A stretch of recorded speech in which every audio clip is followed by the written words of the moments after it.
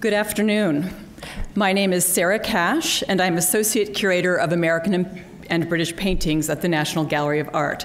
It's my pleasure to introduce our final speaker this afternoon, Justin Wolfe. Dr. Wolfe is Associate Professor of Art History at the University of Maine, where he has taught since 2008. In Orono, he teaches courses on art theory and criticism, contemporary art, and the history of modern art in Europe and the United States. His research interests encompass varied aspects of 19th and 20th century American art, visual culture, and intellectual history. An active writer and critic, Dr. Wolfe's publications are numerous. The first of his two books, published in 2002, was a groundbreaking study of the Baltimore-born 19th century genre painter Richard Caton Woodville, titled Richard Caton Woodville, American Painter, Artful Dodger.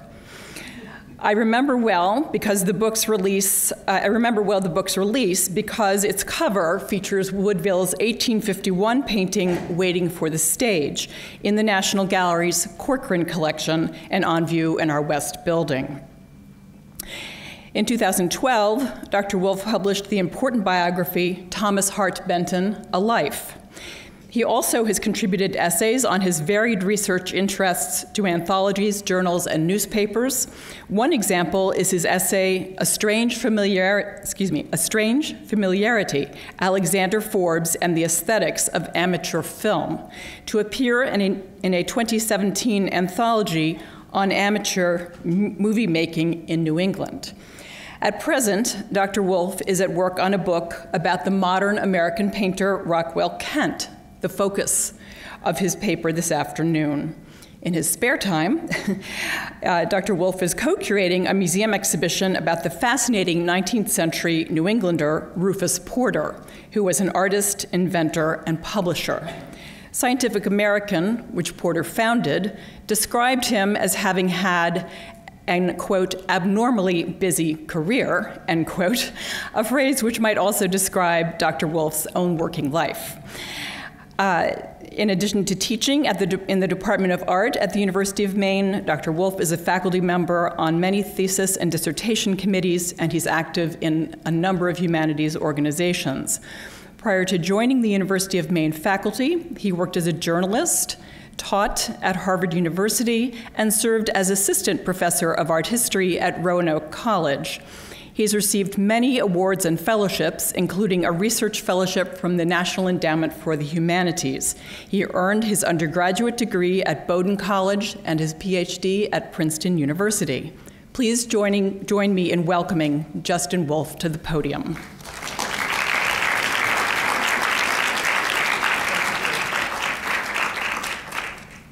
Thank you for that lovely introduction. Wow. It's been a long day. You are some hardy souls. Thank you all for holding out. Thank you for inviting me to this distinguished symposium. I'm really honored to be here. And certainly John was my advisor when I was a graduate student at Princeton, but I also consider him to this day a close friend, and I'm really pleased to see such a turnout for this first John Wilmerding Symposium on American Art. One of the things that I learned from John was that I could work in the 19th and 20th century. It was quite liberating to have an advisor who modeled that for me.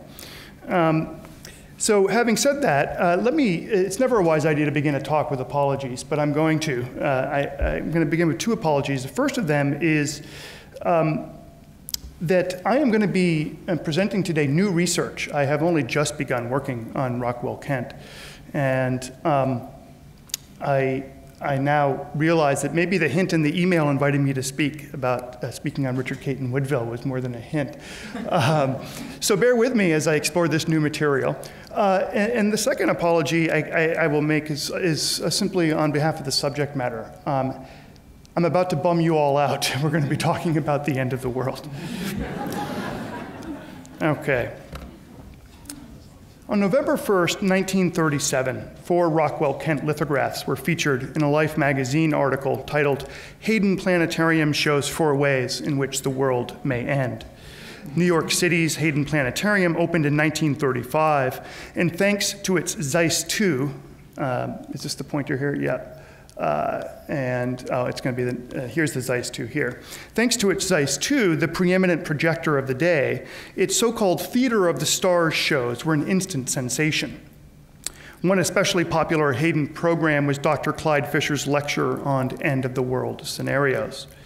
Against a backdrop of projected images depicting colliding planets, Fisher described, quote, some of the possible ways in which Mother Earth may meet her doom. The one advertisement for the show struck a sensationally apocalyptic tone. Quote, within the next 10,000 million years, don't worry, okay, a comet may strike us, or still worse, a fiery star may come sliding by in the night. The sun may either heat up or burn out. Even the moon is likely to become a villain in this celestial tragedy. Come and see for yourself, end quote. By 1937, Rockwell Kent was a celebrated writer, printmaker, and painter, best known for depictions of the desolate landscapes where he spent much of his life, Monhegan Island in Maine, Alaska, Tierra del Fuego, and Greenland among them. But it was his talent for book illustration, he had already produced prints for such classics as Beowulf, Candide, and Moby Dick, that made him the perfect candidate for the Life magazine commission. He had an impeccable design sensibility, and the editor surely believed that his spare but haunting style would lend considerable graphic punch to the sensational article. At the very least, they trusted that Kent could produce prints with more gravitas than the humdrum illustrations featured in the Hayden's Planetarium show, two of which you see here. Sorry to be too rude about them. They're perfectly functional, but.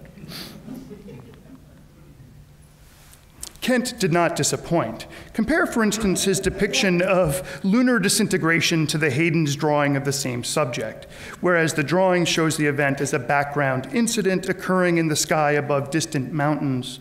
Kent brings the encounter down to earth, rendering the impact as a collision of elemental spherical forms occurring in proximate space. And Kent transforms a merely theoretical encounter into a visual experience that arouses sublime feeling. Now, my talk today has 3 parts. Don't worry. I promise each of them will be brief. First, I will present to you the 4 lithographs comprising the so-called End of the World series and explain the doomsday scenarios they illustrate.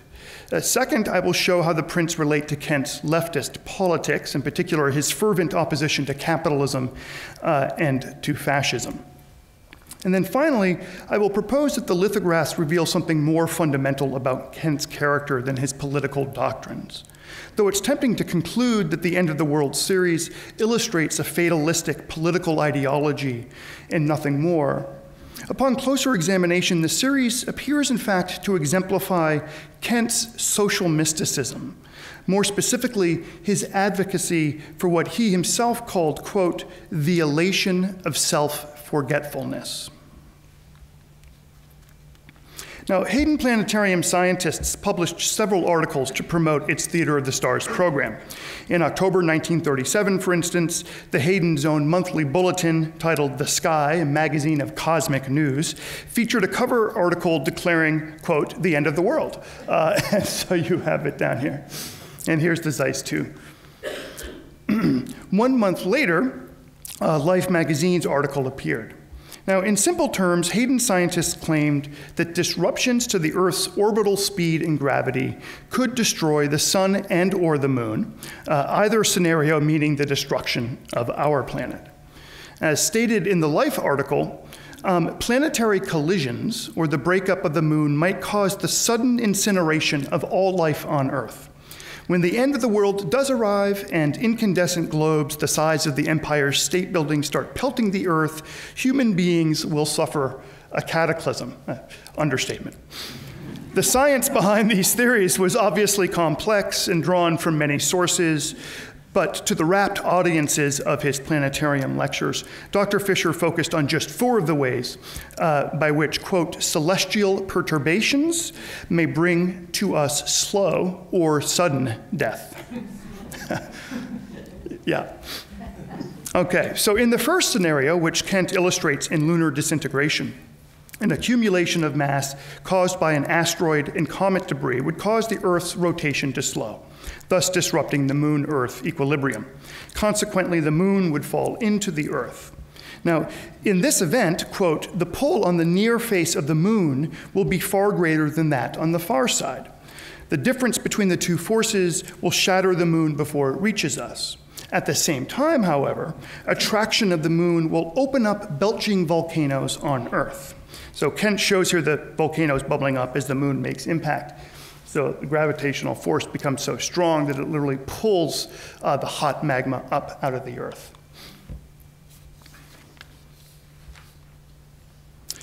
The Hayden scientists claimed to know one thing for sure, and that was that the sun was dying. And when it does eventually die, they claimed, everyone will wear fur-lined clothes. Immense blankets of ice will creep over the continents, and men and women will live in subterranean habitations and starve to death. Solar fade-out depicts this second scenario. The figures who resemble the indigenous people Kent portrayed in drawings, prints, and paintings during expeditions in Alaska and Greenland are dressed in parkas. They cluster in the foreground on a ridge above a modern city and await the final freeze. The third scenario, Fisher explained, would come about if our sun suddenly brightens into a flaring nova.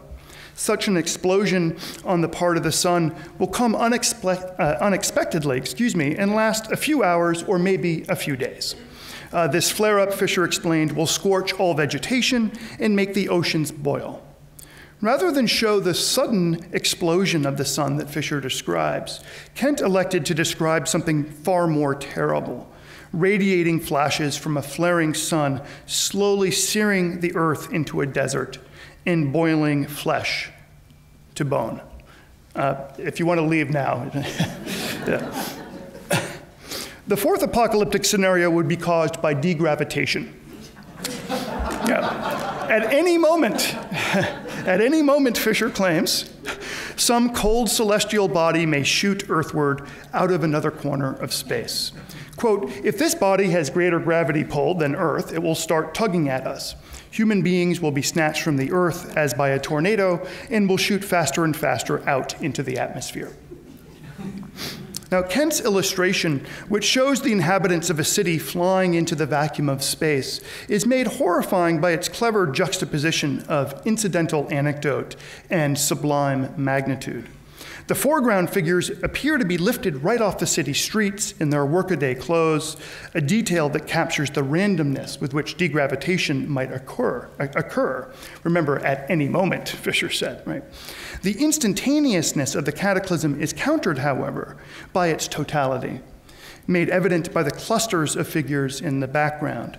The souls seem to be floating away by bunches, and I'm pointing to these figures here that look like really sort of tornadic debris, but really are just clusters of people being sucked into space.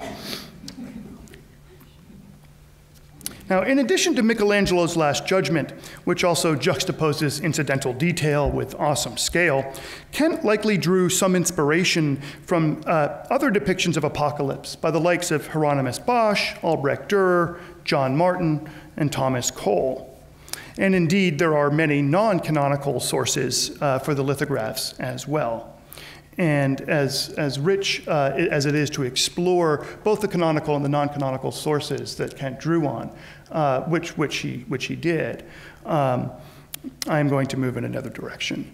So having said that Kent did draw on these sources, he didn't need to look back for inspiration, for his own body of work, and not to mention the political, social, and mystical attitudes of his own time, contained ample source material for his vision of world catastrophe.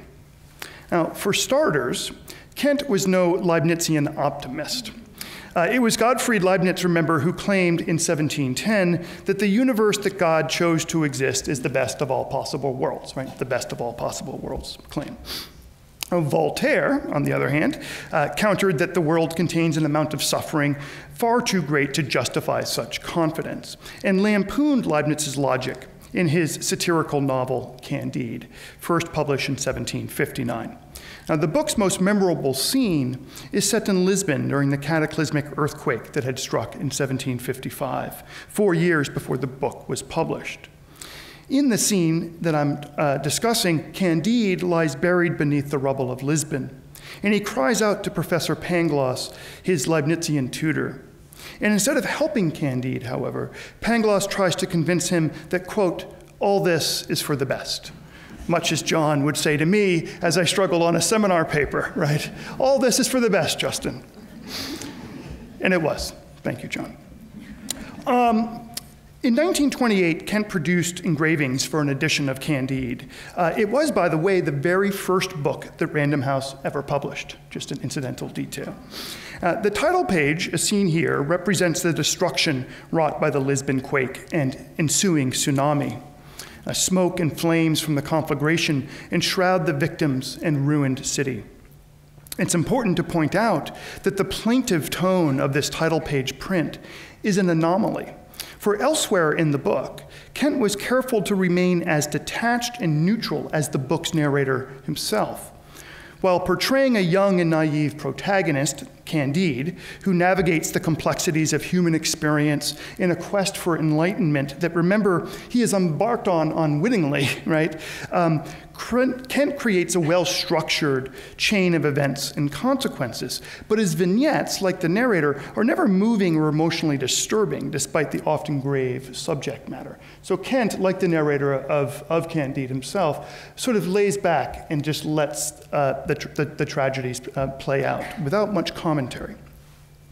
But the title page presents a fascinating example of visual summary, relying on the synchronic nature of image to convey the linear and accumulative dimensions of Voltaire's verbal narrative of distress and destruction. Now, moreover, a discrete and ironic textual banner is placed in the clouds, La raison suffisante, and I'm talking about this here.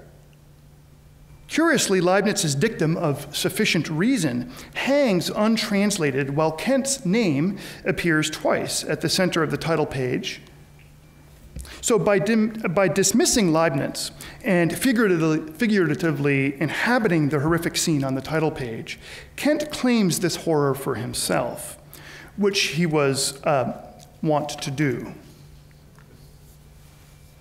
So although he was raised in a prosperous family, Kent was drawn to leftist politics at a young age.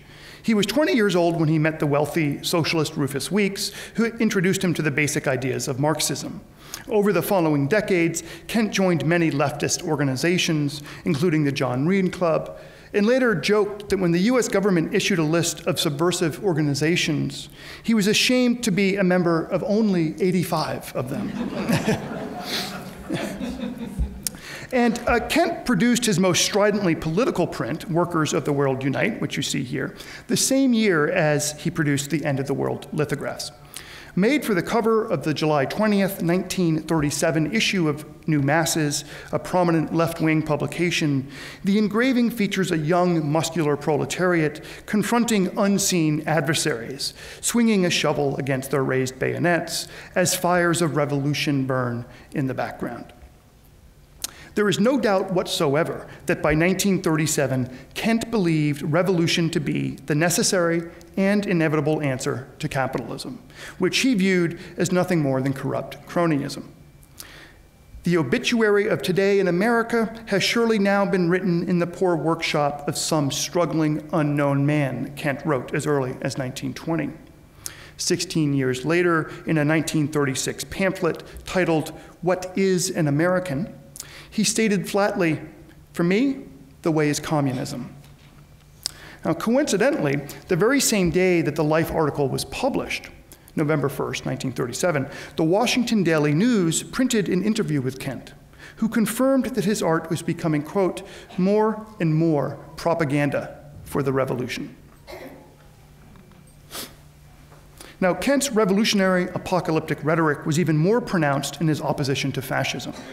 He was not alone in this regard, of course. In 1936, for instance, the writer Upton Sinclair warned, quote, "Our nation drifts toward a dreadful cataclysm, every step of which we have seen traced for us, first in Italy, then in Germany, and now in Spain." What I am saying is not just a metaphor or pretty phrase, Sinclair added. I beg you to realize it is a literal fact of the world in which we live. As for Kent, in May 1936, he exclaimed, "There are millions of people who think that being slaughtered is life, and that slaughtering, or being slaughtered, is its heaven-sent reward. Good, let them. So hurrah for fascism, and to hell with the human race." By July 1936, when General Franco led the military coup in Spain, what Sinclair had called the literal fact of cataclysm was all too obvious. In an issue of the New Masses published 1 month after the outbreak of the Spanish Civil War, a dozen writers and artists, including Stuart Davis, Hugo Geller, and Max Weber, published statements decrying Franco. Referring again and again to doom and extinction, the testimonies describe an impending apocalypse. Kent contributed a statement to that New Masses issue, predicting, for instance, quote, that the civil butchery in Spain may be the opening engagement of the world massacre. Now, of course, the apocalyptic tone was apparent in artworks as well. Picasso's Guernica, for instance, memorialized the victims of an April 1937 massacre in his native Spain, and Philip Guston's Bombardment also depicts the aerial bombing of Spanish civilians. While both paintings reference specific atrocities, their surrealism transcends historical incident and signifies apocalypse at the cosmic scale, decrying destruction wherever and whenever it occurs. Kent's solar flare-up also employs surrealist aesthetics. Compare it, for instance, to Salvador Dali's famous soft construction with boiled beans, premonition of civil war of 1936. To invoke the apocalyptic horror of the impending civil war, Dali paints a grotesque body set against a technicolor sky in a parched desert, ripping itself apart in what Dali himself had called, quote, a delirium of auto-strangulation. In Solar Flare-Up, Kent conjures a similar surrealism, juxtaposing, as Dali does, the specific cycle and corporeal effects of a known and proximate calamity with an alien setting and incoherent scale.